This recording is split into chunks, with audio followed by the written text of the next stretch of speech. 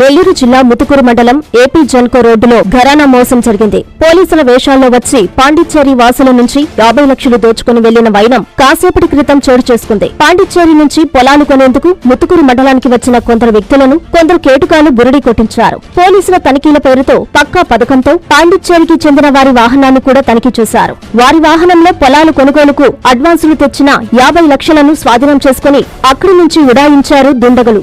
దాంతో దిక్కుతోచని స్థితిలో బాధితులు పోలీసులను ఆశ్రయించడంతో ఈ వ్యవహారం వెలుగులోకి వచ్చింది. రూరల్ డీఎస్పీ ముతుకూరు పోలీసులు ఘటనా స్థలానికి చేరుకొని పరిశీలిస్తున్నారు. బాధితుల నుంచి వివరాలు సేకరిస్తున్నారు. నెల్లూరు జిల్లాలో ఈ తరహా భారీ దోపిడీ జరగడం ఇటీవల కాలంలో ఇదే పెద్దది కావడంతో పోలీసు శాఖలోనూ కలకలం రేగుతోంది.